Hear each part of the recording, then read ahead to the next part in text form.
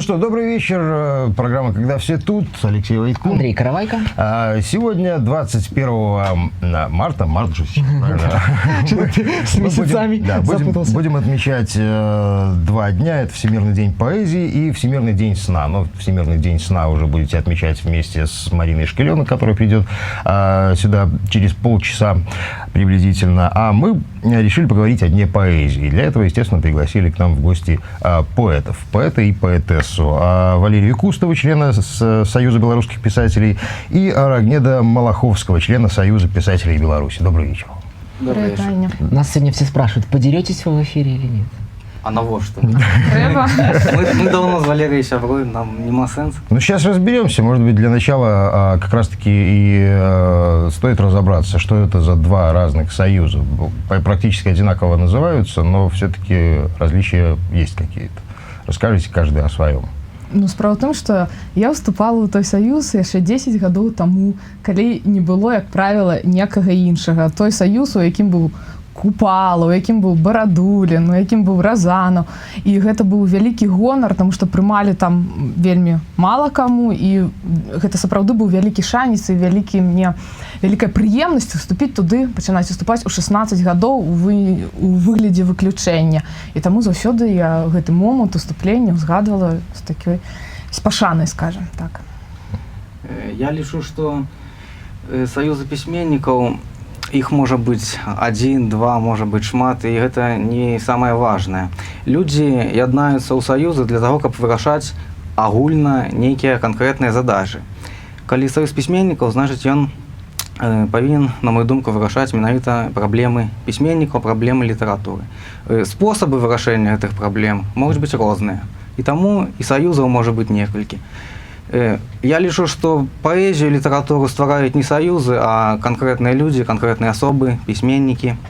І яны могуць быць вартасныя и в одном союзе, и в другом, и в третьем, и в 4-м. Так, а с другой стороны, не совсем понятно, почему с одного союза перешли в другой союз в определенный момент там, писатели и поэты. Я понимаю, что нужно спросить у них, безусловно, но если с одной стороны, вроде когда нет смысла, да, все ради поэзии, ради творчества, какая разница, в каком союзе быть? Нет, ну какие-то, наверное, все-таки есть и другие стороны, то есть тут решаются одними способами проблемы, тут другими. Так, ну, вообще так ли это? О каких проблемах поэтов вы говорите, какие проблемы существуют и какими способами решаются они в том и ином союзе? Ну, напевно, пропаганда літератури – це основна проблема.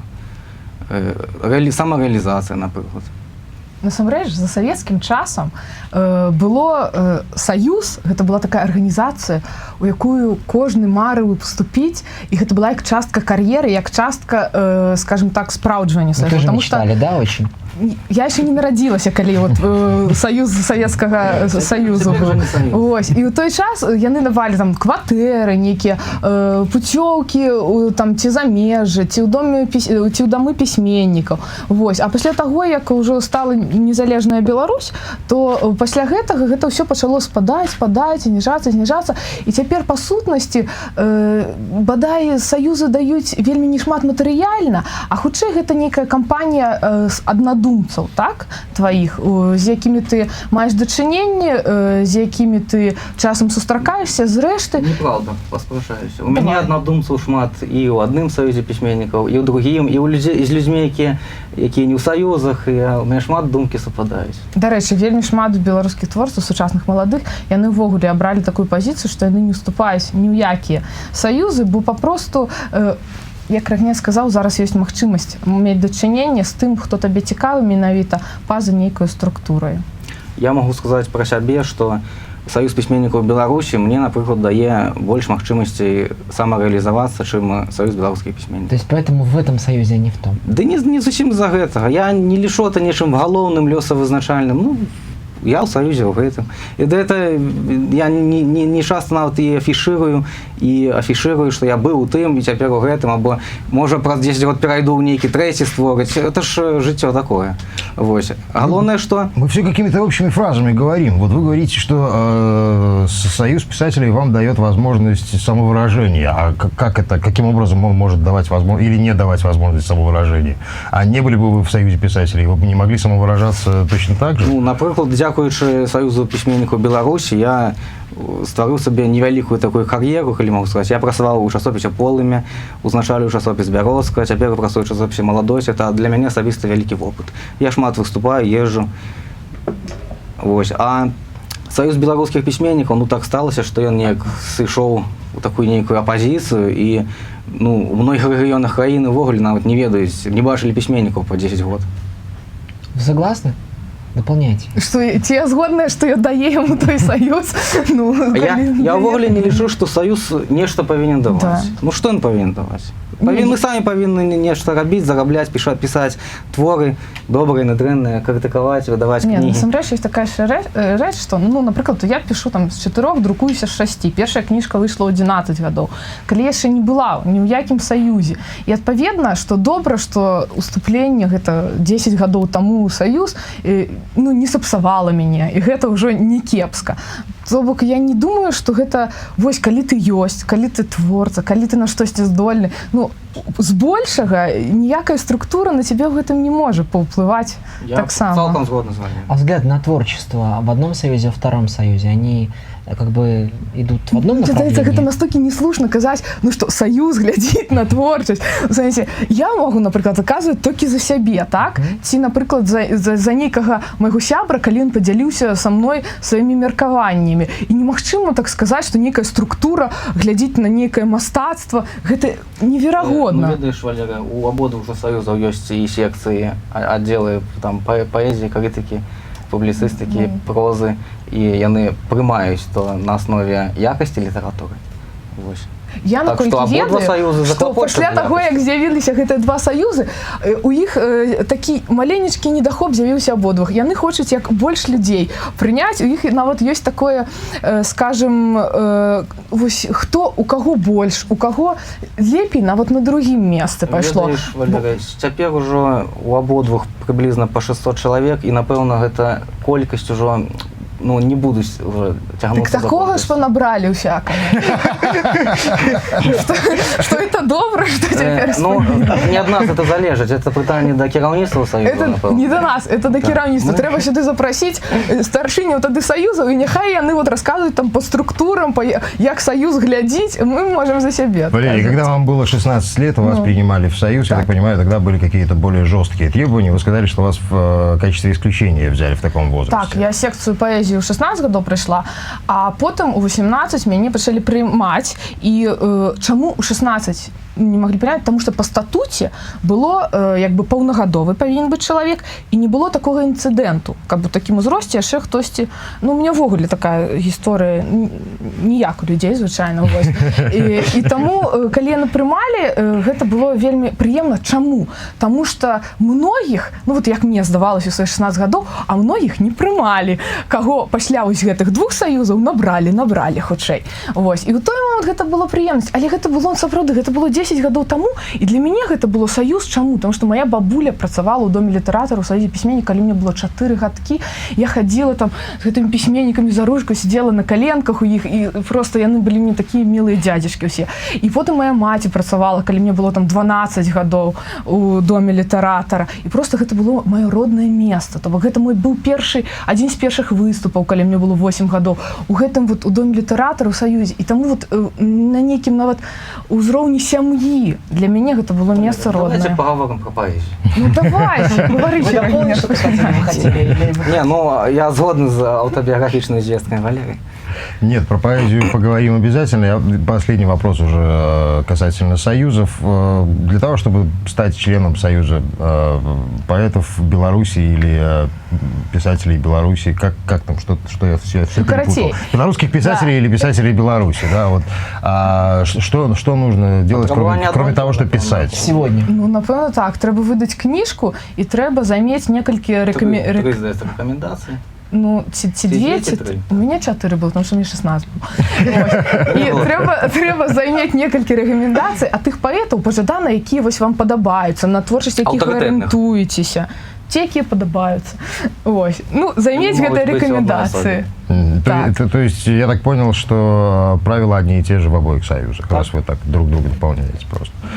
Ну окей, хорошо, с Да. союзами разобрались. Да, давайте по поэзии в самом деле. Вот мы собрали вас в том числе для того, чтобы понять, чем действительно сегодня живет белорусская поэзия. Вот интересно, да? По крайней мере, взгляд изнутри есть вот у нас сейчас перед нами в вашем лице. Чем же живет, какими вопросами, какими проблемами, вот, а какие-то актуальные вещи, о которых сегодня важно говорить, на ваш взгляд? Ведаеце, ну бадай, як ведаеце, я жарт, што все тэмы перапісаныя, да? Але ў кожнага пакалення ёсць такі носьбіт, ёсць прамоўца, які здольны сфармуляваць словамі свайго пакалення ці гэтай прасторы гэтых людзей, у якой прасторы з імі ты жывеш. І гэта як бы задача паэта, тое, што адчуваюць многія, так, сфармуляваць і даць пражыць, прамовіць астатнім. І зрэшты, з іншага боку, паэзія гэта тое, што не мае задач і не пераказваецца. Гэта тое, што зашкальвае ўнутры, і калі вось ты не можаш ужо не пісаць, то тады сядзь, напішы, і гэта, верагодна, з гэтага нешта атрымаецца.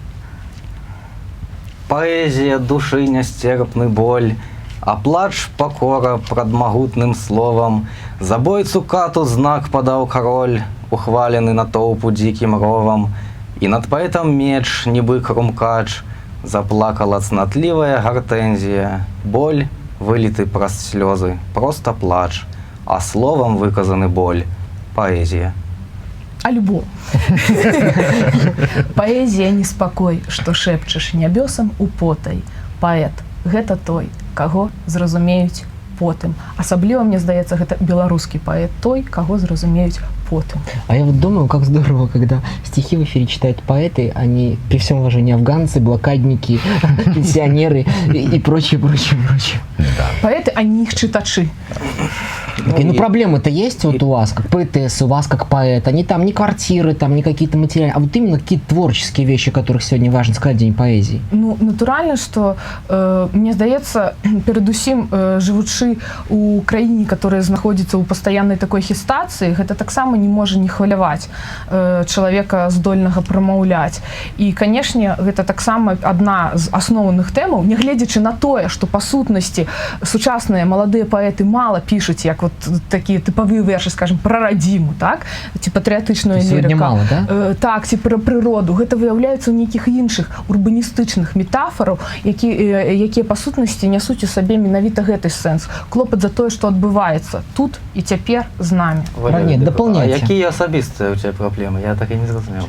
У мяне заўсёды праблема кахання. Ну, праблема, калі не закаханы, і праблема, калі закаханы.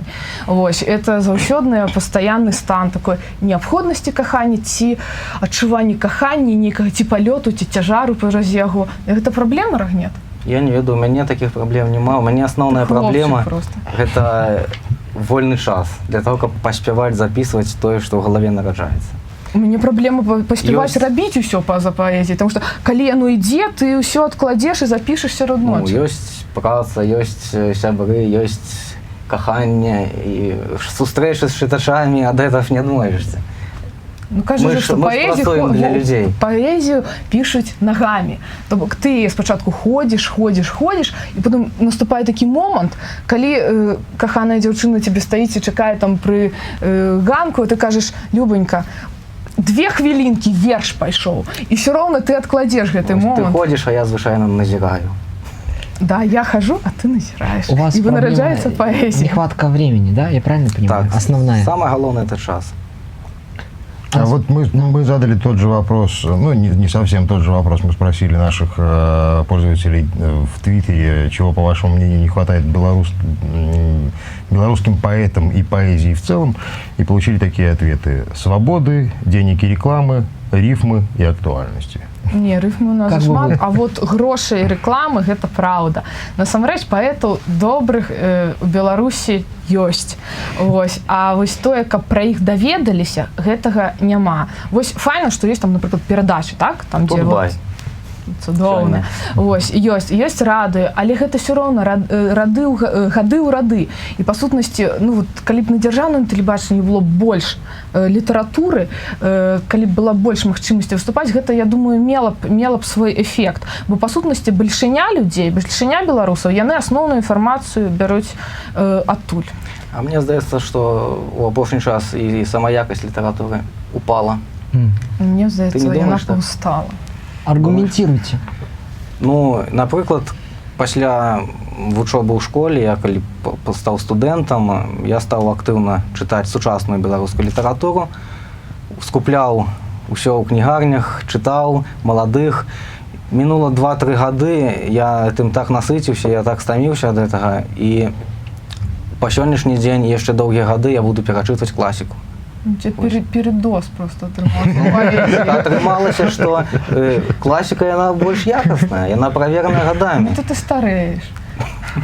Слушайте, а публика не меняется? Вот интересно, да. Нужна ей сейчас поэзия? Конечно, но яны яшчэ пра гэта не ведаюць просто. Насамрэч, калі прыходзіш в універсітэце ў школу выступаць, то ўсе сядзяць яшчэ так скептычна, ну а пад канец ажыўляюцца і кажуць: о, так это ж вы літаратар, то бок вы не пра зямлю хлеб там, да, і волю. Галоўнае з аўдыторыяй размаўляць на адной мове. То У есть они, сэнсе разумець адзін аднаго.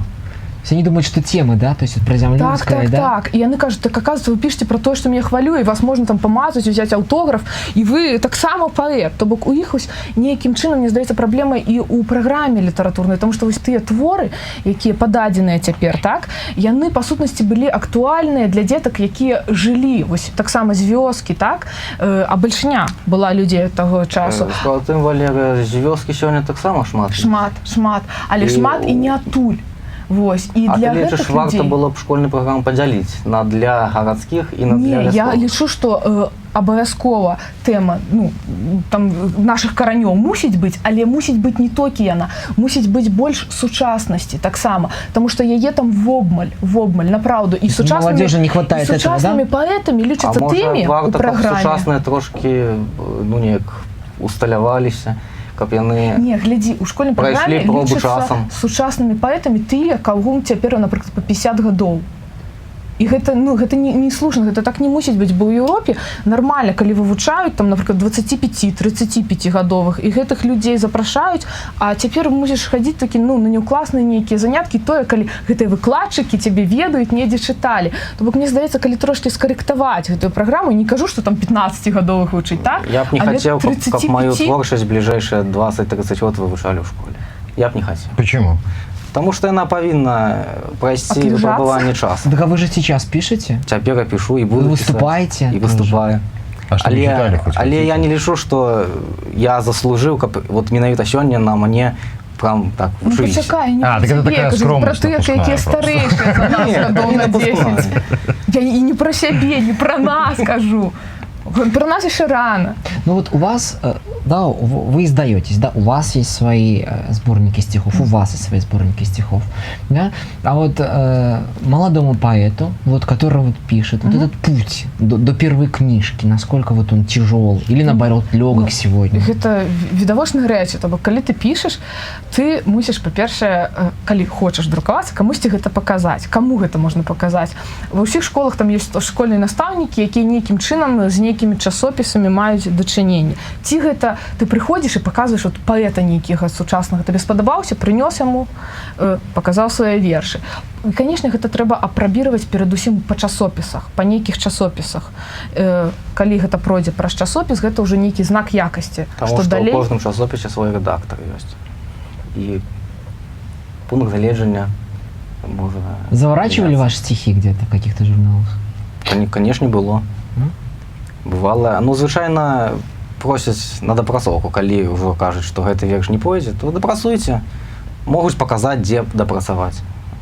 Але, звычайна... Забавная история, да? Вот я представляю себе, как можно журналистскую статью какую-то доработать, да, или там как даже авторскую колонку, но стихи так доработайте. Вот в этом месте как-то так. Можа быць этыка, эстэтыка, сінтаксіс, граматыка, ўсё ж можна паправіць. Напрыклад, ну, па маёй творчасці, вось у мяне выйшла кніжка недавно, называецца «Удзённыя мітусні». 100% вершаў з гэтай кнігі было апублікавана ў беларускай перыёдыцы. Вось, то есть я ведаю, што яна прайшла многіх рэдактараў. Вось. І я лічу, і это як прыклад для многіх маладых, я лічу. Мне вельмі цяжка было сюды рэдактурай. У мяне леталі часопісы па хаце, калі там нешта было выпраўлена, как господи, як яна магла там, напрыклад, глыб пазнання на глыбу пазнання замяніць і так далей. Ну то бок часам ёсць такія рэчы, асабліва калі не ўзгадняецца. Ладно, гэта добра, калі ты сядзіш з рэдактарам і ён табе нешта падказвае. А калі ён направіць на цябе, і ты адгортваеш, это мой верш, ці это не мой верш, прозвішча маё, а вершы. І вось гэта, конечно, такі, ну, ёсць непрыемны момант. Вось. Але звычайна рэдактарская гэта добрая праца, і пачынаеш гэта разумець ужо калі маеш нейкі досвед у пісанні, што гэта патрэбна. Я вельмі люблю, калі мае вершы вопытны чалавек падказвае, дзе ў мяне што можа быць не так. Люблю. І калі сам працэс рэдагавання мне падабаецца, а сёння ўжо паволі працы даводзіцца рэдагаваць вершы маладзейшых яшчэ, і мне падабаецца гэты працэс. А издаетесь-то на свои деньги или есть какие-то там фонды поддержки? Где ты выдаешься? Ну, я ніколі не выдавалася за свае грошы. У сэнсе, ну, я так не люблю. У сэнсе, у мяне першую кніжку, калі там, ну, дзяцінстве, як я казала, выдалі самі, прапанавалі, самі выдалі. Вось. Другую, таксама, там, 19 гадоў мастацкай літаратуры. І трэцюю там же, але наступная ўжо ёсць, ну, некалькі прапановаў з недзяржаўных выдавецтваў, тому што насамрэч яна не куплябельная цяпер паэзія, кажуць дзяржаўныя выдавецтвы. Вось. Ну, з гэтым лепей ідзе проза, напрыклад. Але ў дзяржаўных выдавецтвах чым зручней для творцы, што сістэма бібліятэк больш ахвотна заказвае кнігі, якія выдадзены ў дзяржаўным выдавецтве. Вот я хотел спросить, то есть вы не для книжных магазинов, не столько для книжных магазинов, сколько для библиотек пишете? Я для людей. Для людей. Это не важно. І ў бібліятэкі ж людзі ходзяць. Насамрэч, яны нават не столькі цікавяцца бібліятэкі дзяржаўныя ці не дзяржаўныя, а хутчэй яны нават калі чуюць, ведаюць імя, яны імёнамі канкрэтнымі і пад замову там вось на гэта. Мастацкая літаратура – это як знак якасці. Ну вот эти под знаком якости были, значит, а наступное уже, ну, можно. А каким тиражом издаются сегодня книги? Ну, ведаеце, абсолютно розныя тиражы. Там ад 300 асобнікаў, які лічацца нармальна, там до некалькіх тысяч. У мяне вось былі 2500 наклад, там 1500. Я проверю. 1500. А это 2. Зараз, где это наклад? Не, сёння... 2500. Это яшчэ у малым узросце, калі ты выдаваў. Дзяцей падтрымлівалі. Не переживай. Ну, сёння, ведаеце, для першай, допустим, дэбютнай кніжкі і 300, і 500 это, скажем так, добры тираж. Не, гэта выдатна. І нават па еўрапейскіх нормах гэта абсалютна нормально. А калі яшчэ знаходзіцца выдавецтва, якое бясплатна это выдаць, то зусім цудоўна. А Рэмбой 100 выдаваў. Напрыклад, выдавецтва Харвест цяпер распачало серыю «Маладая паэзія Беларусі», выдаюць бясплатна дабрачынны праект 500 экземпляраў маладым паэтам. А Логвіну таксама выдаюць. І Лога, трэба запытацца. Так выдае. Можа мяне выдаць. Слушайте, ну вы тут рассуждаете, за свои деньги или не за свои деньги печататься, а зарабатывать, собственно, можно поэзией сегодня в Беларуси? Ну, трэба тады працаваць разоў 15 больш, чым аўтар, напрыклад, там французскі ці нямецкі, таму што гэта насамрэч праблематычна. У нас же прыбралі творчы стаж. Раней, калі ты пісьменнік, ты мог займацца пісьменствам. Па сутнасці, это быў твой стаж. А гады 4-5 таму скасавалі гэта, і ўсе пісьменнікі, мастакі, ну, рынуліся там выкладаць, там працаваць. А вы где работаете? Я ў акадэміі мастацтва выкладаю. У меня адпрацоўка, там, як хочаш, са стажам, без стажа, трэба. Сёння ў Беларусі толькі 2-3 чалавекі зарабляюць сваю творчасць. Ну, я вот тешу себя надеей. У меня часом бывают такие вот, что зрухи, что живешь с литературы, не с поэзии, с литературы. То бок это и эссеистика, и сценарии, и артыкулы, и все разом. Сёння для паэта радасць, калі ён піша і калі ён працуе ў нейкай блізкай да гэтай сферы. Ну, мне пашчасціла, я працую адказам сакратаром часопіса «Маладосць». Звязана з літаратурай, і неяк можна, скажем так, чэрпаць натхненне са сваёй працы. Ну, творческие встречи у вас тоже есть? То есть вы встречаетесь с читателями? Вельмі шмат сустрэч, асабліва ў гэтым годзе у мяне кожны месяц по 15-20 сустрэч. А вы встречаетесь с читателями, которые сами к вам приходят? Вот или вы приходите и заставляете их становиться вашими читателями? Не, ведаеце, бываюць розныя сустрэчы. Бываюць, калі бібліятэка збірае каго можна толькі на сустрэчу з паэтам. Бывае, што прыходзіш і выпадковым слухачам, гледачам чытаеш. Розныя. Ёсць людзі, якія цікавяцца, а ёсць людзі, якія не цікавяцца, а пасля зацікавяцца. Ведаеце, яшчэ ёсць такая штука, што вот раней мяне куды запрашалі, я таксама туды шла, а цяпер я кажу, вот я хочу, каб яны былі зацікаўленыя, там вы не зганяйце всю актовую залу, вы там выберете, напрыклад, там 50, да, хто, вот кому сапраўды гэта 50 наберется-то? Наберется, нормально. 50 это звычайна такая колькасць сярэдняя для сустрэч. Ну так, але бываюць розныя, больш-менш. Я что-то важное хотела сказать, забылася, вы так глядзіце уважліва. Я памятаю, у одной бібліятэцы выступаў перад 5 слухачоў было. У Нясвіжа я раз выступаў, 1 слухач прыйшоў.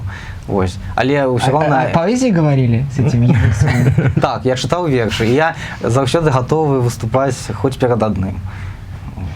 Мне, вот я хочу вернуться к тому вопросу, который я уже пытался задать где-то в середине нашего разговора. Я просто хочу выяснить, мне кажется, что в нашем детстве, да, вот в этом советском школьном, нас приучили любить поэзию, понимать ее.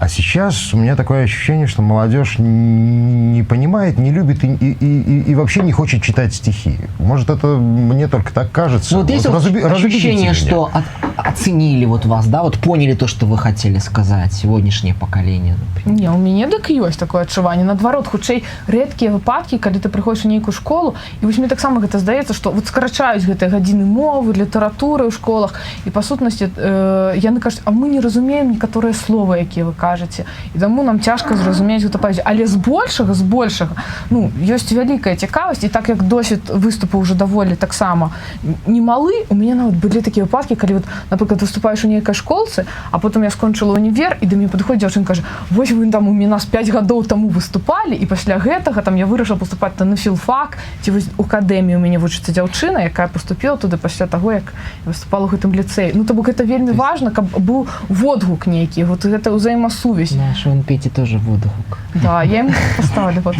Я так заўсёды, калі прыходжу ў аўдыторыю, я заўсёды адно з маіх першых пытанняў, хто з вас размаўляе або ведае, разумее беларускую мову, і хто з вас чытае вершы. Ну, таксама пытаюся, навошта это. І ведаеце, у кожнай аўдыторыі знаходзіцца ці 1 чалавек, ці 10 чалавек, якія чытаюць вершы. І не па школьнай праграме, звычайна я кажу, каб не па школьнай праграме. Чытай. Магчыма, не на беларускай мове, ну, але паэзія пакуль яшчэ жыве. Так, жыве, яна жыве і аудитория чытаюць. как-то вот последние там, несколько лет меняется, вот по вашим, опять же, замечаниям, не в первый год же выступаете своими стихами. Ведаеце, я просто себе трошки, магчыма, ну, гэта не вельмі ўдзячная справа часам выступаць па ўсіх школах, так? А я уже выбираю трошки выбранное, например, университет. Даже из того, что вы выбрали, вот как меняется аудитория? Не, мне здаецца, што яны, чым маладзейшы ўзрост, тым больш яны пачынаюць разумець, што вакол іх адбываецца. І, адпаведна, яны лепей разумеюць і літаратуру, бо літаратура якраз пра тое, што адбываецца. У мяне так атрымліваецца, што я не падзяляю аўдыторыі па ўзросту. Мае вершы ўспрымаюць і школьнікі, і пенсіянеры. Нават сёння у мяне было 3 сустрэчы, абсалютна розныя аўдыторыі і даволі хораша прымалі. Вот у меня еще задам вопрос такой о стереотипах, да? То есть вы сказали вот один из стереотипов, что тема, например, да, молодежь думает, что там тема сейчас будут там Родина мать, там земля и так далее. А какие еще стереотипы, связанные с современной белорусской литературой, вам или мифы, вам приходится вот своей работой, поэзией развенчивать? А почему нет, собственно, патриотическая поэзия сегодня существует вообще? Конечно, она есть. Стереотип ли это? Але это не означает, что каждый повинен писать. Справа в том, что яшчэ вот часам думаюць, что беларуская потым ператэлефаную. Што беларуская паэзія, напрыклад, што яна не гумарная і не эратычная. Вось ёсць таксама такі стэрэатып. І вось гэта мы развенчваем. Чытай, калі ласка, эратычныя вершы. Доўгі. Доўгі. Ничего, мы Так эратычны верш павінен быць доўгі. Што за да, понятно, да. Чекайте, а мне на сотовом можно с сотового почитать? Можно еще. Добро, давайте. Можете ответить, привет передать. Не Наверняка вы хотели сказать, что вас видят, помаши ручкой. Нет, это у меня уже стадо. Называется «Казка для дорослых». ён паліў, і гаўбец быў адчынены, і дымок высмоктвала вуліца, а яна высмоктвала яго вачыма і паміж імі штосьці страляла і мулілася, а ён усё паліў, а яна ўсё глядзела і цягнулася гадзіна за гадзінай, і размовы ні пра што на словах, і пра ўсё на мове цела, і за гэты бясконцы час яна ўжо 100 разоў вырашыла, што ён козёл, і 200 разоў, што ён адзіны, а ён зацягнуўся цыгаркай і кульнуў 100 за цябе.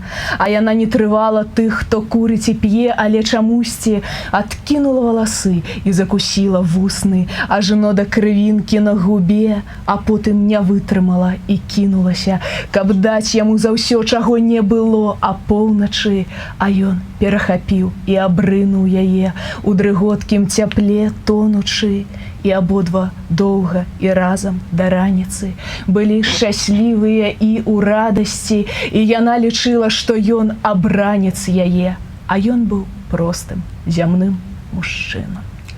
Валерия, я амаль узбудзіўся, але вось той козёл... Это каб не сильно узбуджаўся.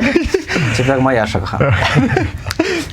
Трывожная ноч, бясконцая эратычная фантазія, пранізаная таемнасцю і неўтаймаванасцю пачуццяў, такая сціплая і ласкавая, жорсткая і вогненна-шалёная. Хто ты, моя спакусніца незнаёмка? Ты смела і нахабна ўвайшла ў мой гарачы сон багіняй чараўнейшай ночы, каб я ў няволі д'ябальскай жарсці і чараў ліхаманкава-туманных здрадзіў каханай. Не спакушай мяне, не спакушай, спакушай.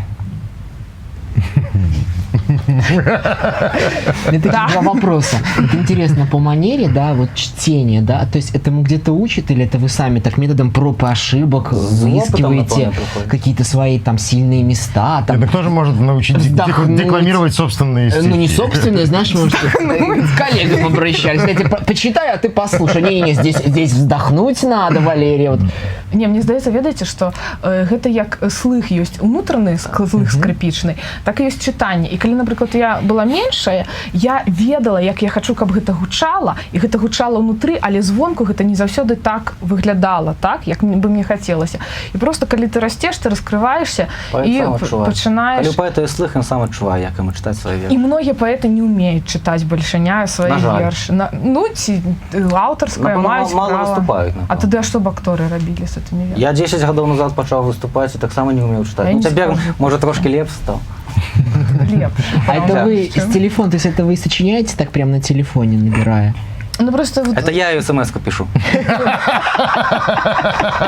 Глядите, я люблю книжки так само мацать, вот, нюхать, да, особливо, як хлеб, такие тепленькие, ну, сигнальные экземпляры. А мою полезу так само? Тоненькая,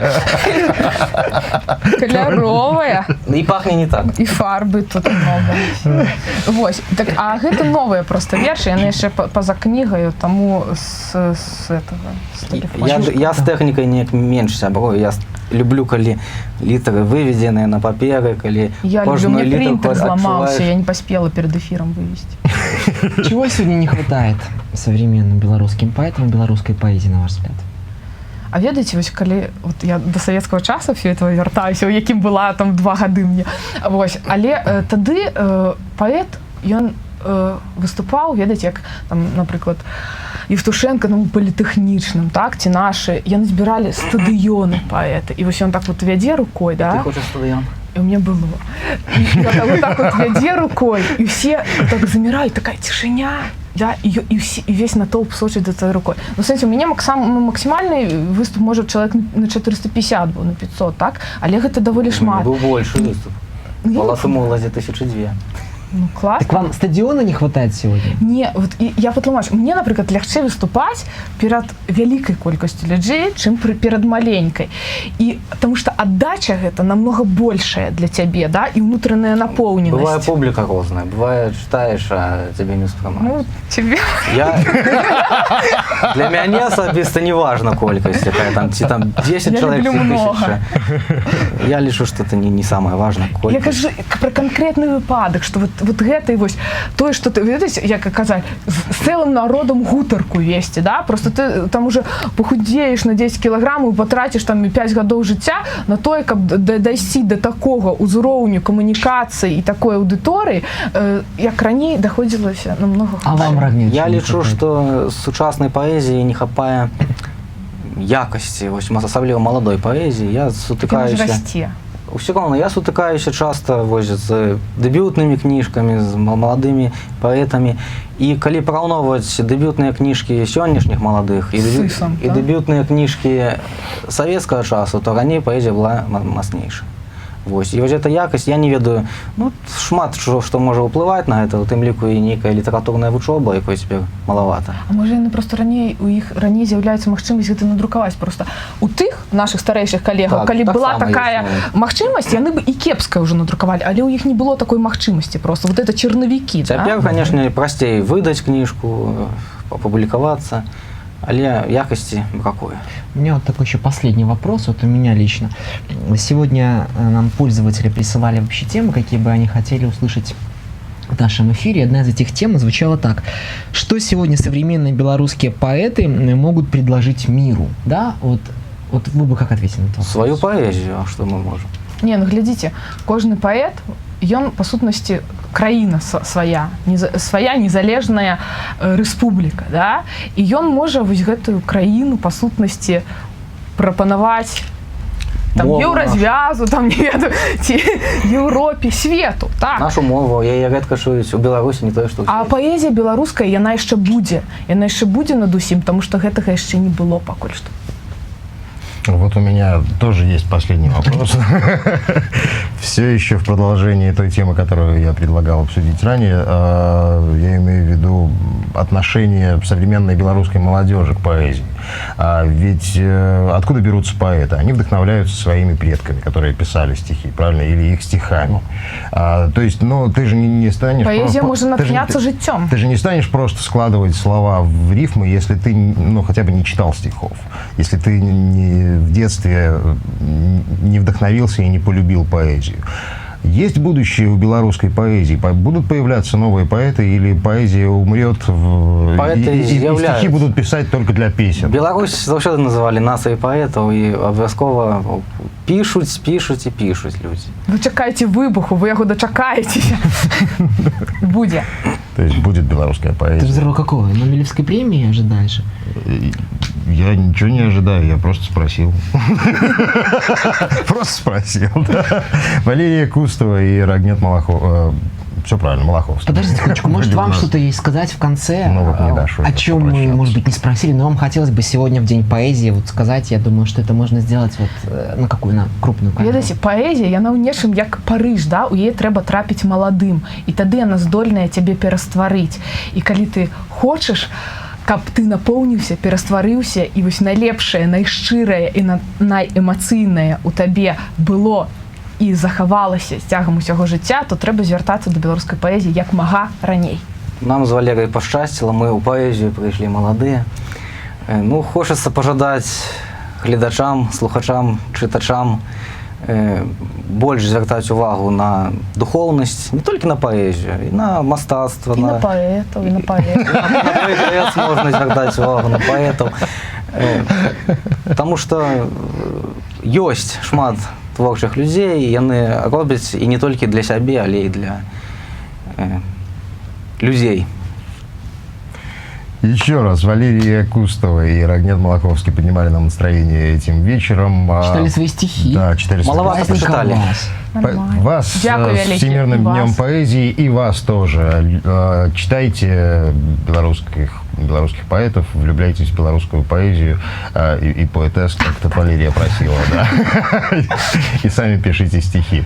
Алексей Войткун. Андрей Каравайко. Внезапно с вами прощаемся уже до следующего раза и выступаем Марина Шкеленок. вместо в этой студии Марине Шкеленок, так что встречайте ее через несколько минут.